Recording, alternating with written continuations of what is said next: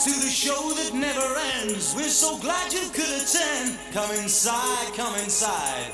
There behind the glass stands a real blade of grass. Be careful as you pass. Move along, move along. Come inside, the show's about to start. Guaranteed to blow your head apart. Rest assured, you'll get your money's worth. Wait this show, it happened all right. You gotta see the show. It's a dynamo. You gotta see the show. It's rock and roll. Oh. Good evening. I am the Spaceman, and I have come once again to visit you on your iPhone, your iPad, maybe your Apple Watch, whatever gadget you got going over there. I've landed in your area one more time again, and tonight I'm going to be giving a review on a tobacco which I just smoked for the first time last night when I did a box opening pipe presentation of this beautiful Peterson Sherlock Holmes dark smooth handsome P-lip. I would hate to have to say that 3 times in a row extremely fast. Anyway, enough for the jocular humor here, right? It's time to talk about this tobacco here, the Dunhill Standard Mixture. This is now, of course, being released by Peterson, the Scandinavian Tobacco Group. But I have all the original Dunhill blends in the Dunhill tins. So really, theoretically, as far as I know, there is no reason for me to have to purchase any Peterson blends at all, unless I want that Peterson name across there, or I want to look at their fine little artistic presentation on the paper placard inside. Well, whatever, okay? That's a whole nother deal. So this blend is an English blend. And if you don't already know, I do love English blends. If you go back a ways in my archive on my channel, my video archives, you will see a lot of reviews on some English blends. I am one particularly, I have a particular likeness for Latakia, but I hadn't had any Latakia in a long time because I kind of got tired of it. And I was kind of smoking a lot of Burleys and a lot of Virginia, straight Virginias, and just vapor blends and vapor blends and things like that, like Gaslight, Burley Flake #1, and things like that, to blends like that. So for this video, since I did purchase the Peterson Sherlock Holmes pipe, which is based on a series from England, I decided to smoke an English blend. This particular English blend is a Virginia and Turkish blend mixture, so it has a fine blend of Virginia, Turkish tobacco, Oriental, and Latakia. And it's a very rich tobacco. very rich and decadent, like I like them. Even though it's medium strength, it is a rich, flavorful tobacco. The tin is already open.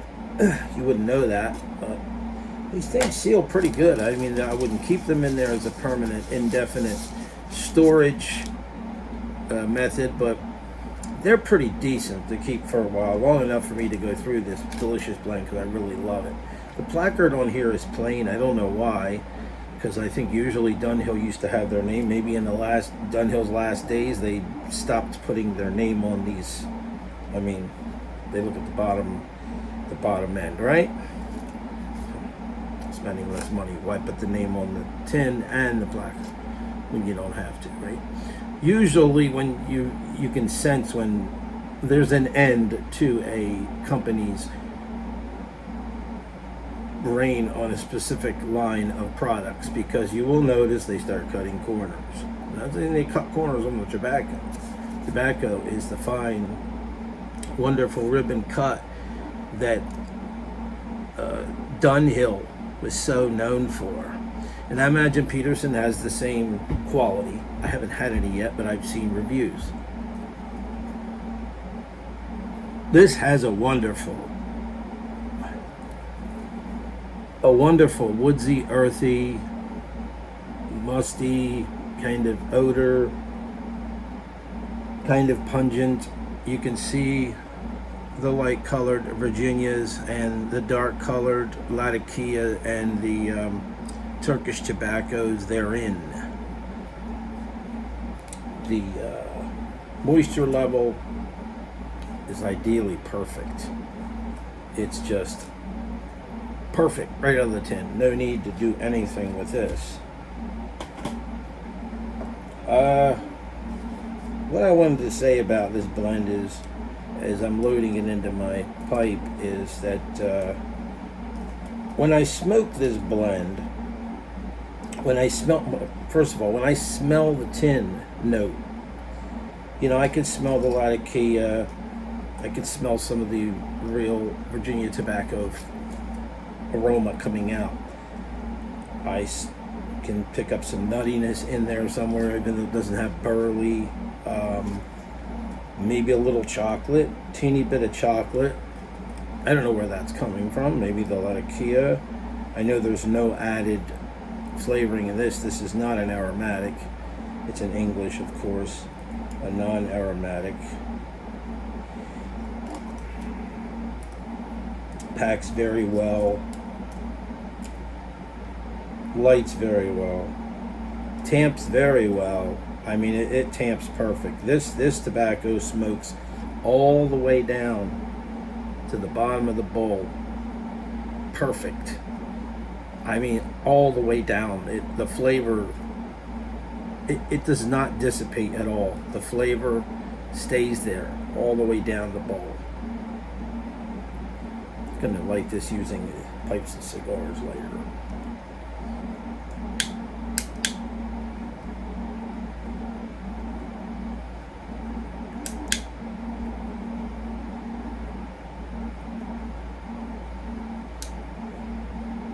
This is like my fourth bowl of tobacco in this new pipe, and it's great. I mean, it's only on the fourth bowl, and it's really starting to smoke awesome, even better than it did the first time. It smoked great.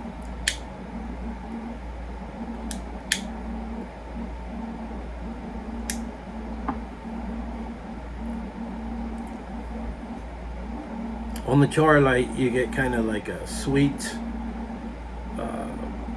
savory, sweet, grassy. You can taste the Virginias, a lot of the Virginias. You can even taste the Latakia. But I will say that there's all kinds of flavor notes coming through this, not specifically certain tobaccos dominating it. So overall, this pipe tobacco, what it has done was, what they have done with this blend, is they've created a blend to give you just a solid, all over, all together, solid one specific flavor profile. Not like, well, Latakia leads the way, Virginia leads the way, Turkish Oriental leads the way.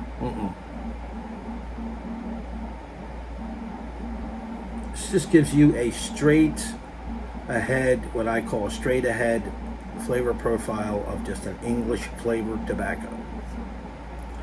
There's no, like I said, there's no dominant flavor in this. It's not a Latakia bomb. It's not an overpowering. The Latakia is not overpowering. The Virginia is not overpowering. You get it all. You just get it all at once, and it comes all together like it's mixed up perfectly. Of course, this is aged probably 5 to 6 years, maybe a little more. So that obviously was going to marry the flavors together, the tobaccos together, having sat and fermented for that period of time.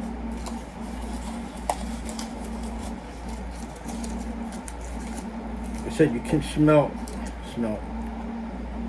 yeah, it smells like a campfire burning. It smells really good. And you can also smell the true tobacco type flavor, type of aroma that you would smell when you smoke a red Virginia. I'm inclined to believe this probably has red Virginia in it. That's what it tastes like. Because I can pick out the flavors individually, but you really don't notice it if you're not trying to look for it.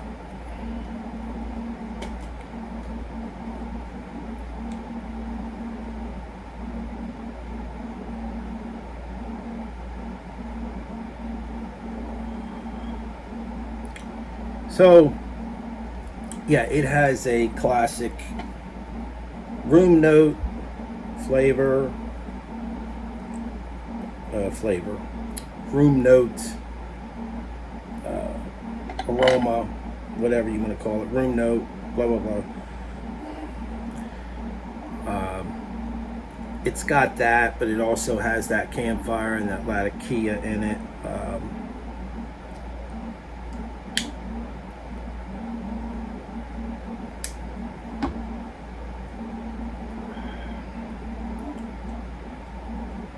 This probably is one of the best English blends I've ever had, besides Mixture 965 and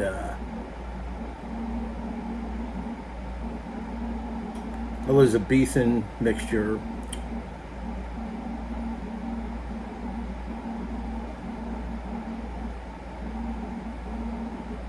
Very rich and decadent. Excellent with some coffee. Got some cream in here, some real cream, not coffee mate. Some half and half, which I frothed in my milk frother.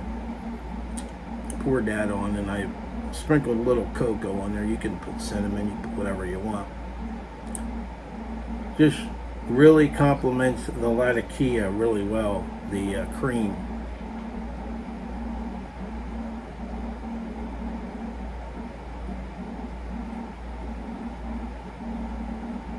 Really nice on the retrohale. Really not hard on your nose, nostrils, or anything. And by the way, there is a Dunhill standard mixture medium, which is a more mellow, soft and mellow version of this. I have not yet smoked that. Don't know that I would really like it, but I did buy some tins anyway just to try it out and see what,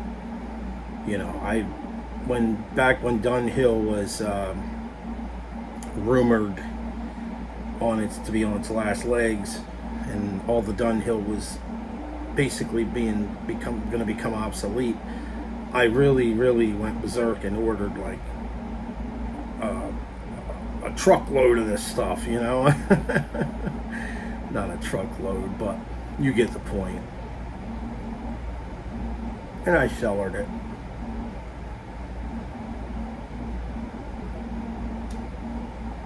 And there's nothing like cellaring a good tobacco the cellars well. There's nothing like cellaring a good English blend, because you almost don't notice the Latakia in this a lot of times. You know it's an English blend, but you can taste it, and you know it's English, but you almost don't notice that oh yeah, well, it's got this, it's got that. Like I said, it comes across as a solid one flavor, not one dimensional by no means. No, it's complex. Kind of like I want to say, like, I'll give this analogy. Like if you had a piece of vanilla and chocolate, a piece of vanilla fudge and a piece of chocolate fudge, or just plain chocolate.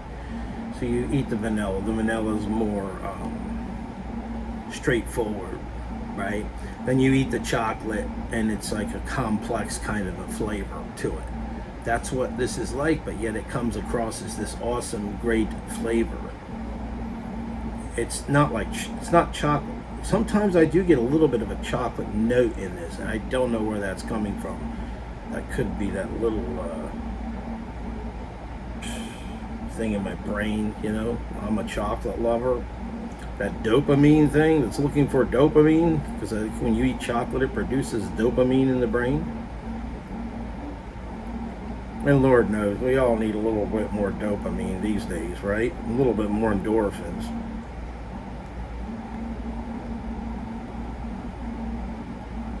Especially if you're going to watch the news, which I mostly try to avoid for the most part.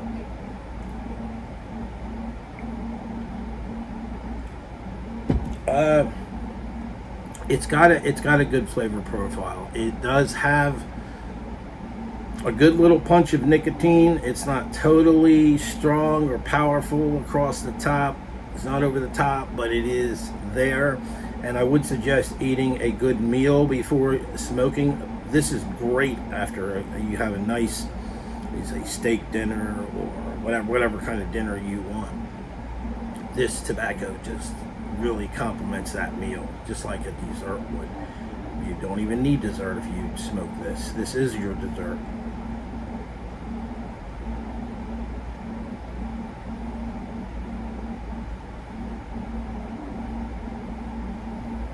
Wow. So all I can say is wow. It's aged very well. It's very flavorful. It does arouse my curiosity, because I would like to purchase a tin of the Peterson of each one of these blends one day and try them out. Just see just how close they are. I'm pretty sure they're probably exactly the same. But so they get the tobacco from the same fields, or where they get the tobacco from the same places that when Dunhill was putting them out. And what's cool about it is they never changed the tin design.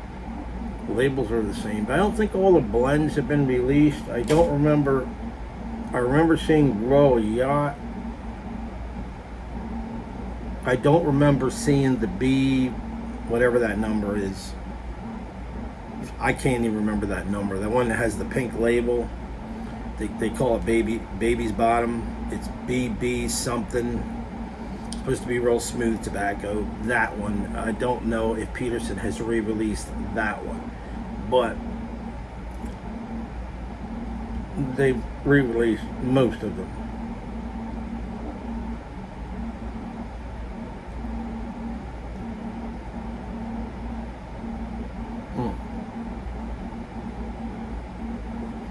So what's my rating on this tobacco?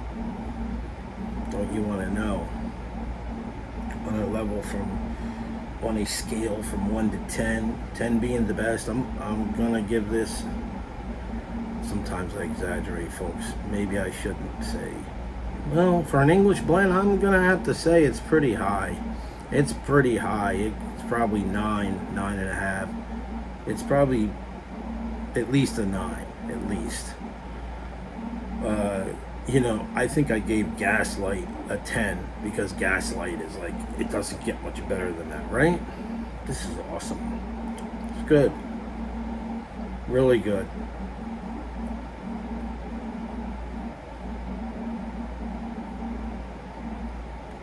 But anyway, just figured I'd pop on here, land in your area, and give you a nice little, a true review on this tobacco, a complete review. Instead of just smoking it in my Peterson pipe presentation. Coffee tonight is chock full of nuts. One of my all-time favorites. Boys, it's good with that. So, with that being, oh yeah, I wanted to show you something. I did get a couple of new lighters. It was last year I got this. This is just a regular chrome Zippo that I bought at Lowball Louie's, or the old Edwards Pipe and Tobacco here in Lakeland. There's one in Tampa.